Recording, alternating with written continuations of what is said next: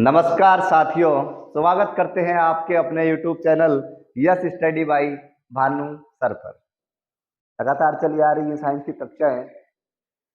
उस साइंस की कक्षा में चल रहा है मानव पाचन तंत्र। मानव पाचन तंत्र के बारे में हम पढ़ रहे हैं लगातार। मानव पाचन तंत्र तंत्र में हमने क्या क्या देखा है, देखें एक बार।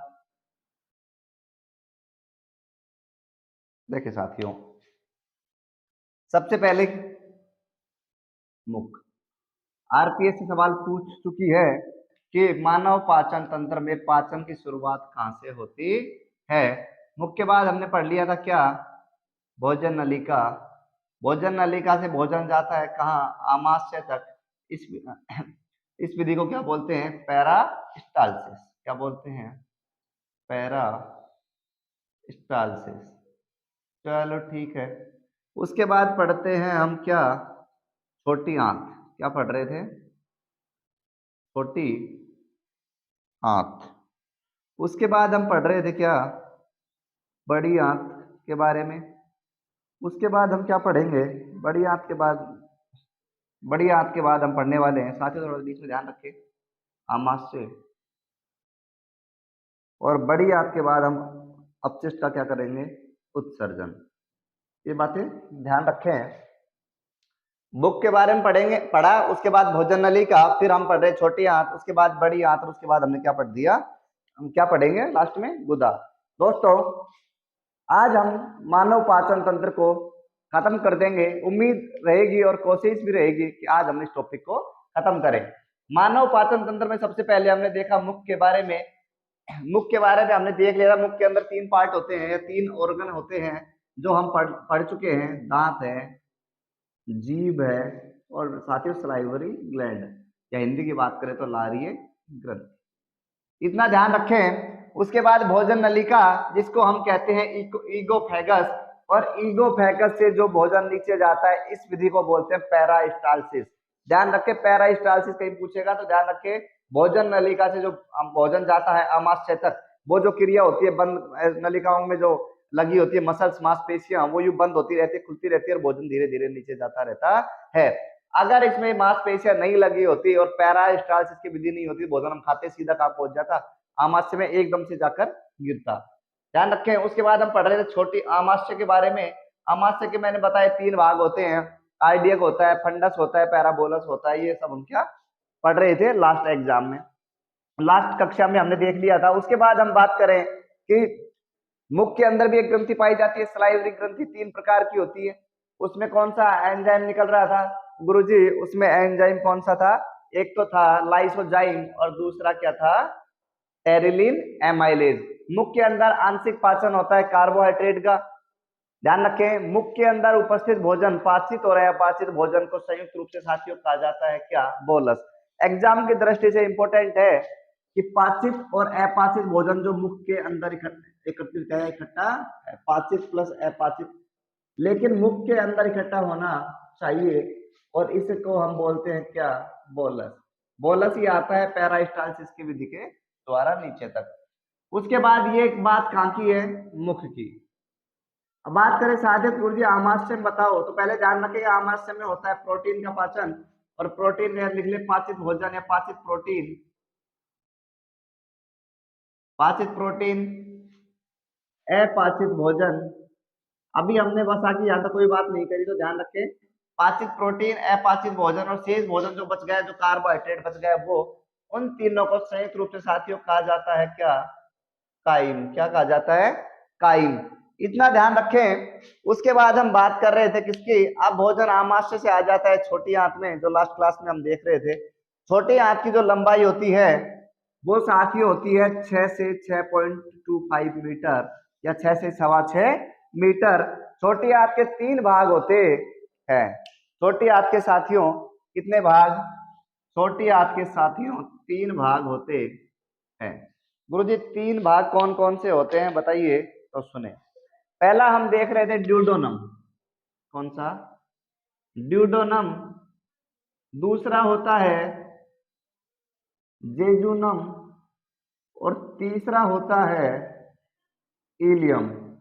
ध्यान रखें ड्यूडेनम के बारे में हम पढ़ चुके हैं साथियों। लास्ट कक्षा में हम देख रहे थे ड्यूडेनम के साथ दो ग्रंथियां या दो अंग जुड़े होते हैं, यकृत और दूसरा है अग्नाशय। अग्नाशय का आकार पेड़ के पत्ते की समान होता है और यकृत से निकलता है कौन सा रस? पित्तरस। और अग्नाशय से क्या निकलता है? अग्नाशयी रस। क्या निकलता है? अग्नाशयी रस। अग्नाशयी रस के बारे में हम बात कर रहे हैं। अग्नाशयी रस के अंदर हमने देखा कि 3 प्रकार के एंजाइम पाए जाते हैं। कौन कौन से एंजाइम गुरुजी? तो सुने, पहला है एमाइलेज। कौन सा है? एमाइलेज। उसके बाद हम बात करें गुरुजी दूसरा बताओ, तो दूसरा ध्यान रखें ट्रिप्सिन। गुरुजी तीसरा बताओ, तो तीसरा है लाइपेज। अभी हम देखते आ रहे थे कि छोटे हाथ से पहले पहले जो पाचन हुआ आंशिक पाचन, प्रोटीन का आंशिक पाचन होता है, फिर पहले कार्बोहाइड्रेट का, फिर प्रोटीन का। वसा की कोई बात नहीं थी। वसा का पाचन होता है ड्यूडेनम में यकृत ग्रंथि जब पित्तरस डालती है किसके ऊपर? पित्तरस डालती है आकर ड्यूडेनम में उपस्थित भोजन पर, तो वहां पर वसा, पित्तरस के अंदर उपस्थित कुछ साल्ट होते हैं, कुछ नमक होते हैं, जिनमें सोडियम बाइकार्बोनेट और सोडियम ग्लाइकोलेट दोनों मिलकर वसा का आंशिक पाचन करते हैं। उसके बाद हमने देखा गुरुजी एमाइलेज क्या करता है, तो साथ ही ध्यान रखें एमाइलेज कार्बोहाइड्रेट का पाचन करता है। गुरुजी ट्रिप्सिन का काम, तो ट्रिप्सिन में ध्यान रखो पे आ रहा है और पैसे ध्यान रखें प्रोटीन। ट्रिप्सिन प्रोटीन का पाचन करता है और लाइपेज किसका करेगा? क्या बच गया? हमने क्या क्या न्यूट्रिएंट्स खाए थे? तो हमने खाया था क्या? कार्बोहाइड्रेट, प्रोटीन और वसा। तो लाइपेज करेगा किसका? वसा का। साथियों आगे ध्यान दें कि लाइपेज जो ये है प्रोटीन का पूर्ण पाचन यहाँ हो जाता है, वसा का पूर्ण पाचन। जिसका जो पाचन शरीर में होना था वो पाचन हो चुका है। अब बच गया अपाचित भोजन। और अपाचित भोजन देखो इस प्रकार की स्ट्रक्चर होती है। देखें ऐसे होता है स्ट्रक्चर। ये हमारे शरीर का मान लीजिए फेस है, मुंह है। यहाँ से मुख से पाचन स्टार्ट हुआ, ये लगी है फूड पाइप। फूड पाइप के बाद हमारे साथियों आ जाता है आमाशय। उसके बाद आमाशय के बाद ये है छोटी आंत, और छोटी आंत यूं जुड़ के जुड़ी होती है बड़ी आंत से, ये बनती है बड़ी आंत। तो ध्यान रखेंगे हमारा मानव शरीर का स्ट्रक्चर इस प्रकार से है। ध्यान रखें, थोड़ा सा इंडिकेट कर देता हूँ बड़ी आंत को।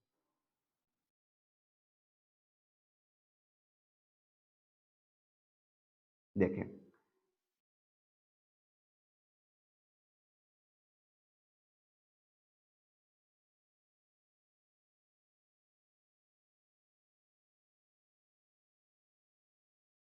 देखें ये जो सर्पिलाकार आकृति दिख रही है ये है छोटी आंत और ये है बड़ी आंत। गुरुजी छोटी आंत की लंबाई आपने बताई 6.25 या 6.6 तक 6.25 मीटर।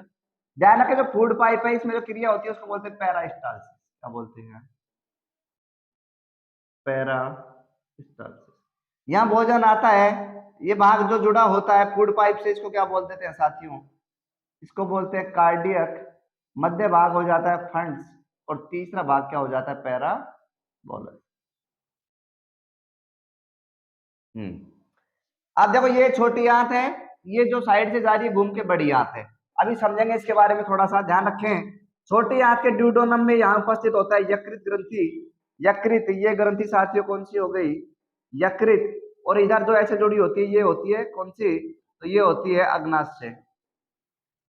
उसके बाद हम बात करने वाले हैं यकृत और अग्नाशय की हम बात कर रहे हैं। उसके अलावा देख ले साथियों यहाँ से अग्नाशय रस निकलता है। रस के अंदर अभी मैंने बताया 3 प्रकार के हार्मोन्स होते हैं, एमाइलेज, ट्रिप्सिन और लाइपेज।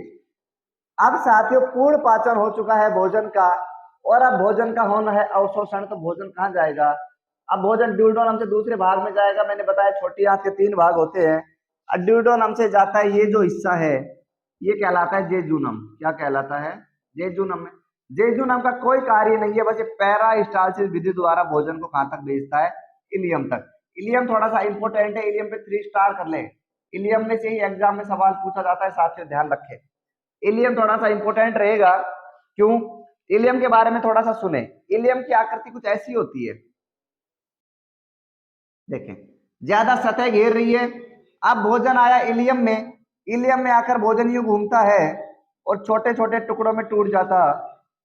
टूटेगा कैसे? क्योंकि जो इसकी परत है इसके ऊपर उपस्थित कोशिका और उत्तक जो होते हैं, कोशिका और उत्तक इकट्ठे होते हैं। ये क्या करते हैं? भोजन को अपनी ओर खींचते हैं और छोटे भागों में तोड़ लेते हैं। आप ध्यान रखें, छोटी आंत के ये जो इलियम भाग है इस पर लगी होती है रक्त की नलिकाएं, रक्त नलिका इस प्रकार की लगी होती है, क्या, रक्त नलिका।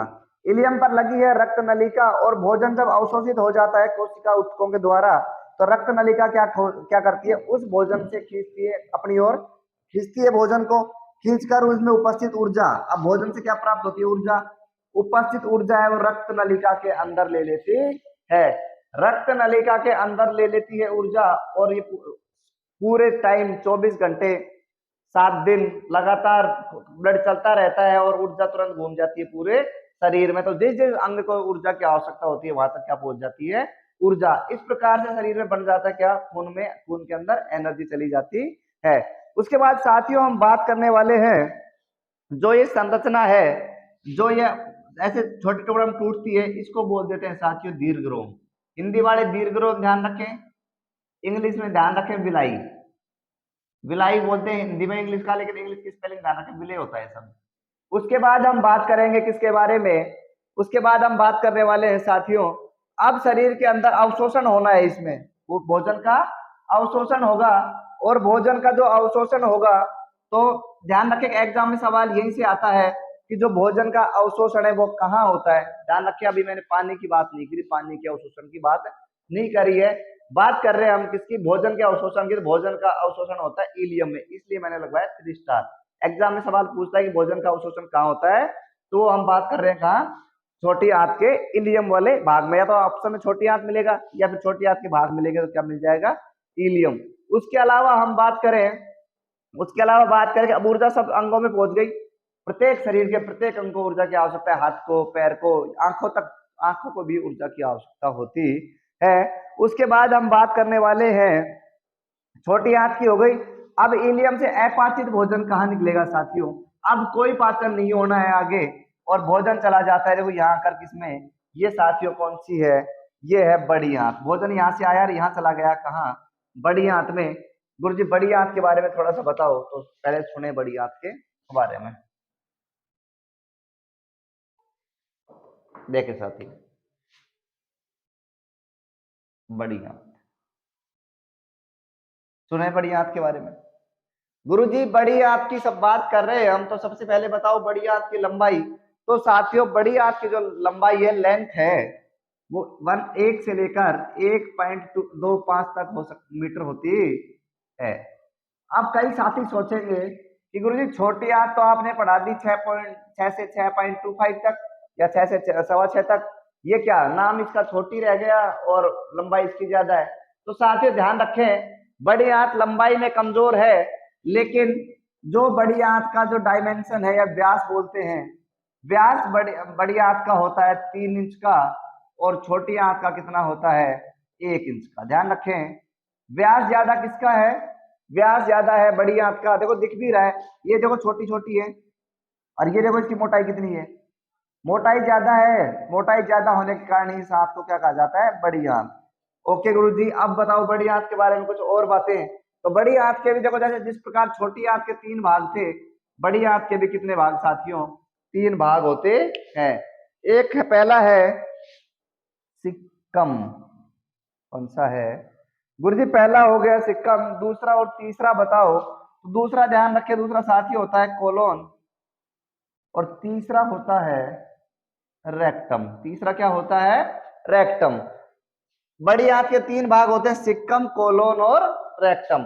साथियों ये अभी हम पढ़ चुके हैं कहां तक, सबसे पहले मुख, मुख के बाद भोजन नलिका, फिर आमाशय, फिर छोटी आंत। देखिए हमने छोटी आंत के 3 भाग देखे, उपस्थित यकृत ग्रंथि और अग्नाशय ग्रंथि हमने देखी। अग्नाशय ग्रंथि में 3 प्रकार की कोशिकाएं देखी, अल्फा, बीटा, गामा और एफ कोशिका। एफ कोशिका क्या करती है, हार्मोन स्त्रावित नहीं करती, अग्नाशय रस स्त्रावित करती है, जबकि अल्फा, बीटा, गामा हार्मोन स्त्रावित करती है, जो हम लास्ट वीडियो में पढ़ चुके हैं। अग्नाशय रस और हार्मोन दोनों उत्पन्न करने वाली ग्रंथि अग्नाशय को है, इसलिए इसको मिश्रित ग्रंथि या मिक्स्ड ग्लैंड भी कहते हैं। उसके बाद बात कर रहे हैं बड़ी आंत की, और बड़ी आंत में हमने देखा कि बड़ी आंत की लंबाई 1 से 1.25 तक होती है, और छोटी आंत की लंबाई 6 से 6.25 तक होती है। उसके बाद बात करेंगे बड़ी आंत के 3 भाग होते हैं, सिक्कम, कोलोन और रेक्टम। इधर ध्यान रखें, इलियम थोड़ा इंपॉर्टेंट है, भोजन का अवशोषण कहाँ होता है, तो इलियम में। और पानी के अवशोषण की बात करेगा तो वो हम पढ़ेंगे किसमें, छोट बड़ी आंत में। साथियों आगे की जानकारी हम देंगे आगे वाले वीडियो में। अगर साथियों आपको ये जानकारी अच्छी लगती है तो वीडियो को लाइक करें, शेयर करें, सब्सक्राइब करें। Thank you.